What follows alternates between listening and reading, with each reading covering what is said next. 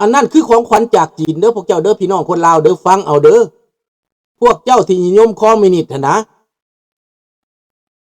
ข้าพเจ้าบ่เห็นอเมริกาเข้ามาฆ่าคนลาวแบบนี้เด้อบ่ได้เห็นเด้อสมัยใดก็บ่เคยมีเด้อเขาสิมาฆ่าคนลาวแบบนี้นะแต่คนจีนปาดคอคนลาว3 คนตาย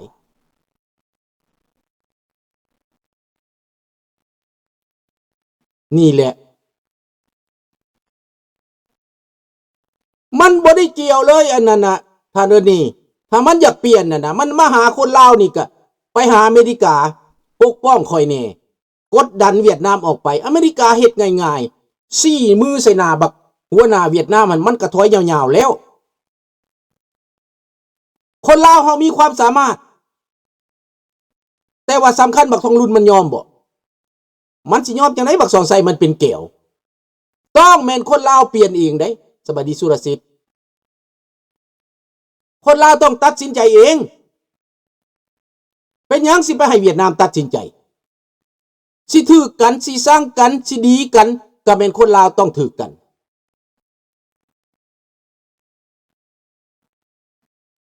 สบายดีจิ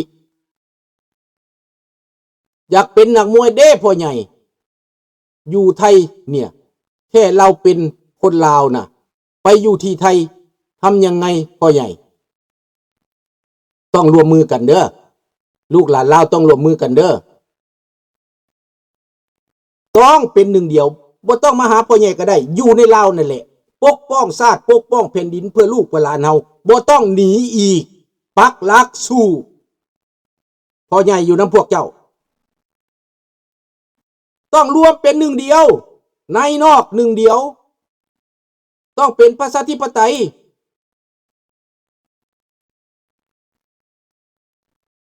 แก้วคมหัวไว้ว่าซั่นก็ยังว่ามันบ่มีปัญหามาเว้าทางลับมาหาลูกนี่คันย่านแก้วนั่นน่ะคันเจ้ายอมได้ไปหาอเมริกาไปหาคนลาวในอเมริกาไปหาอเมริกาบอกเวียดนามบาทเดียวมึงสิหยุดหรือบ่หยุดมึงสิถอยหรือบ่ถอยอเมริกาเว้าบ่ได้เพราะว่าเจ้าบ่ได้ปากเจ้าไปสมรู้ร่วมคิดกับแก้วคมเหงก็สิว่าหยังเจ้าแต่งงานกับแก้วเด้เจ้าไปเอาผัวแก้วเด้เจ้าไปเอาเมียแก้วเด้แล้วเจ้าสิมาคอมเพลนหยังนี่มันเริ่มจะเจ๊งแล้วอเมริกาเฮ็ดเสื้อกับจีนอยู่แล้วผู้ใดไปทางจีนน่ะเจ๊งประเทศไทยเบื้องต้นก็ว่าจีนซอยนั่นซอยนี้เดี๋ยวนี้ปรากฏว่านายทุนประเทศไทยเริ่มสะอึกแล้วเดี๋ยวนี้นะเริ่มสะอึกแล้วเริ่มเห็นผลแล้วนะคิดว่าจีน1,000 กว่าล้านคนสิสวยอย่างเฮาได้มันบ่แม่นแล้วได้มันผิดพลาดแล้วได้ย่านแก้วเท่าใดคู่มือนี่แก้วเฮ็ดสงครามบ่ได้เข้าใจแล้วบ่เจ้าก็พาคนลาวไปหาอเมริกาเฮาสิพาไปหาอเมริกาเพื่อให้ลาวนี่ถูกต้องปรองดองกันเพื่อให้ลาวนี่ปฏิบัติตามสัญญาหั่นน่ะอเมริกาเขารับรู้อยู่แล้วมันสิตาบอดหูหนวกปานนั้นพุ่นหวาเห็นบ่ล่ะอยากเปลี่ยนประเทศมันง่ายเจ้ามีอำนาจอยู่แล้วในการตัดสินใจสบายดีท้าววิรไสเจ้ามีอำนาจนายทองรุ่นกับนายสอนไส้เว้ากันแล้วเปิดประชุมระดับลาวนอกลาวในทุกการจะตั้งที่ต่อสู้อยู่นี้พบกันที่อเมริกาหาทางออกหลอกทางตันลีกทางตันพี่น้องต้อนรับอเมริกามันบ่ยากอเมริกาก็เป็นคนลาวเจ้าต้อนรับอเมริกาลาวก่อนเปิดประเทศให้อเมริกาลาวก่อนให้ลูกหลานในทั่วโลกนี้ได้เว้ากันเดี๋ยวนี้เขาก็หลักซอยคนลาวอยู่คนลาวนอกนั่นมากะลี่อยู่ได้ทำมาหากินได้บางคนก็มาเฮ็ดเวียกแล้วก็ก้องโต๊ะเอามาเฮ็ดร้านอาหารส่งหนังสือไปเชิญมารับประกันเอาหลังคนก็ได้ในทั่วโลกนี่นะเขาเฮ็ด เขาซอยอยู่แล้ว แต่เป็นอย่างรัฐบาลนั่นปิดหูปิดตาอยู่ได้ประโยชน์จากคนลาวนอกเงินกีบ1 สตางค์เดียวเขาฝากไปก็เป็นผลประโยชน์เบิดคนลาวอยู่ในประเทศได้ประโยชน์จากคนลาวนอกลวงหลายไพ่มากแต่ว่าการเมืองเจ้ากีดกันการเมืองเจ้าเกียดชังการเมืองเจ้าคัดขวางเรื่องประเทศมันจะถูกต้องปรองดองมันจะ reconciliation เรื่อง reconciliation กันนี่นะมันจะต้องยอมรับได้ประเ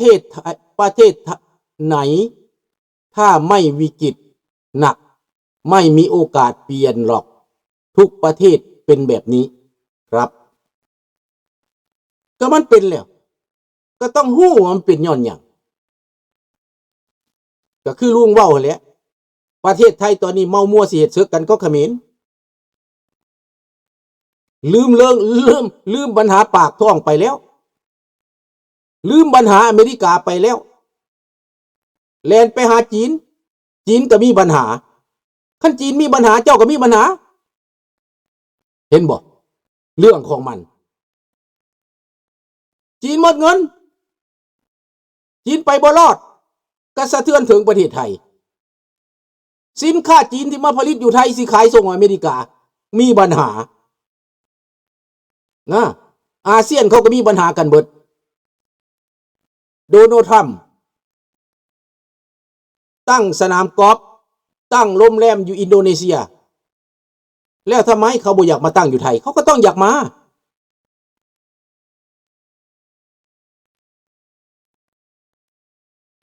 เขาก็ต้องมาเห็นบ่เปิดทางโดนัลด์ทรัมป์มาตั้งบ่ดูสนามกอล์ฟผมก็มาโลดแล้ว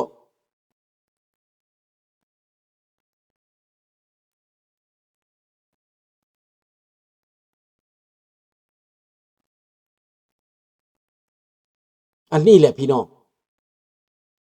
คนลาวเฮาเฮ็ดจังไดมันสายตาสั้นสายตาบ่ยาวลุงก็เอามาเปิดให้ฮู้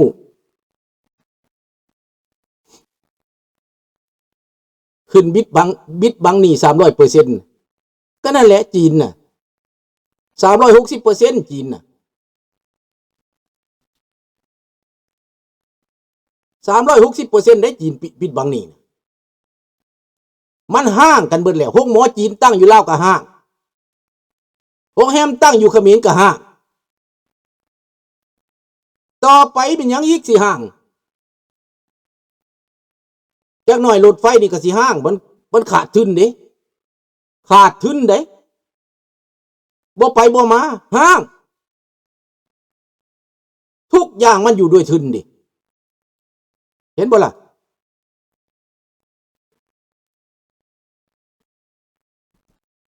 ก็คือกันกับเปิดรถไฟความไว้สูงฝรั่งเศสนั่นแหล้วเอาไปเบิ่งไปคักๆแล้วบ่มีฮอดคนขี่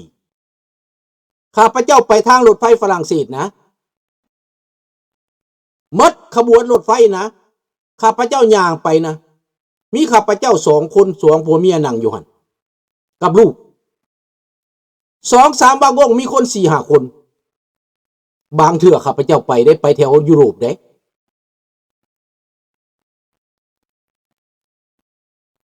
อันนี้แหละพี่น้องเพราะว่าด้วยทุนอำมหิตมันจึงได้ห้างแมนดอกเบี้ยก็สูงข่าวว่าบักสีจัดการคนที่สร้างรถไฟลาวจีนแล้วลุงมันเอาไปฆ่าทิ่มเลยได้ผู้หนึ่งได้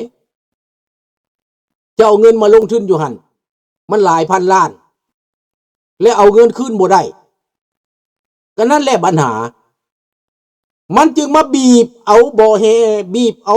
ดินดอนตอนหญ้าของลาวนั่นมาขุดเอาจนหมดนั่นขาดทุนเบิดปีแม่นบ่ล่ะเจ้าสิไปฮอดไสในเมื่อเจ้าขาดทุนแคนาดา เขามีเงินสร้างทางรถไฟแบบนั้นนะแต่ว่ามันบ่กุ้มทุนลงทุนบ่ได้กำไรเขาบ่เฮ็ดอเมริกาเขาก็บ่เฮ็ดมันบ่ได้กุ้มทุนเขาศึกษางานมาดนแล้วถ้ามาน้ำยังสิทำลายอุตสาหกรรมเรื่องรถเรื่องรางอ้ายลาวนี่รถกับผู้ใดก็อยากมีรถห้างก็ไปซื้อมาขี่รถยังก็ไปซื้อมาขี่เต็มถนนแต่ถนนบ่มีให้เจ้าทางยังลินมาตลาดตาท่าอยู่เห็นบ่รถลินมาตลาดตาท่าได้บืนขึ้นไปแล้วก็บืนลงมาบืนขึ้นไปแล้วก็บืนลงมาแล้วพากันซูกรถนั่นน่ะแก่รถโอ้ยเห็นแล้วจะมาสมเพศเวทนาพี่น้อง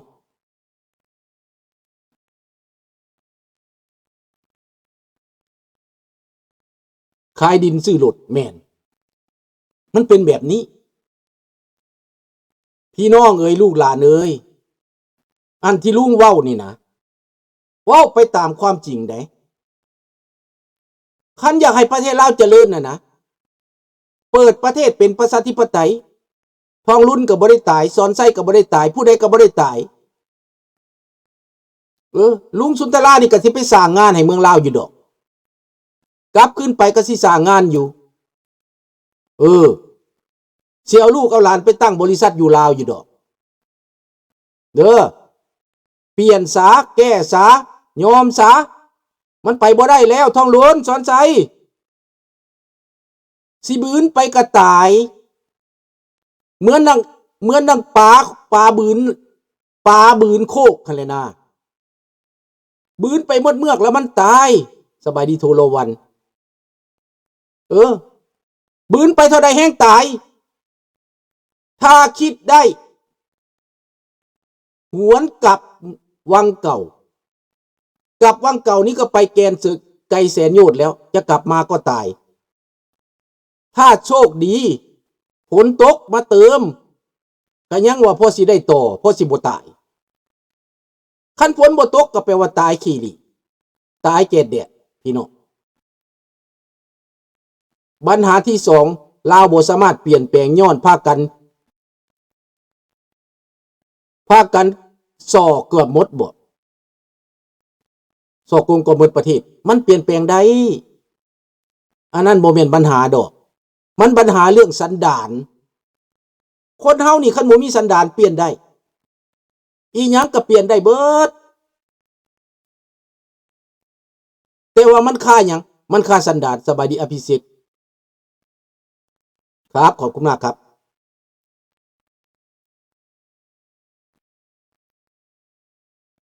นี่ดังนั้นถ้าหากว่าทางออกของประเทศลาวลูกก็ว่าไปหลายครั้งแล้วเนาะคนรุ่นเก่าที่เป็นศัตรูกันนะเขาจะตายหมดแล้ว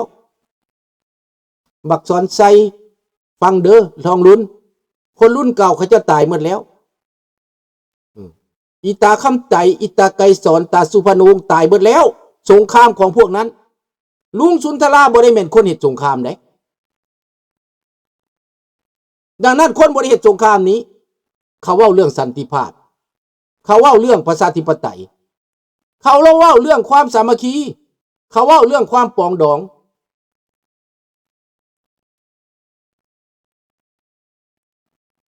สบายดีเท่าสุวินหาเนาะสบายดีดังนั้นพี่น้องการเปลี่ยนแปลงประเทศมันง่ายถ้าผู้นำตัดสินใจประเทศโปแลนด์เขาเคยเป็นคอมมิวนิสต์ยอมรับความจริงแมนน้องจันทวี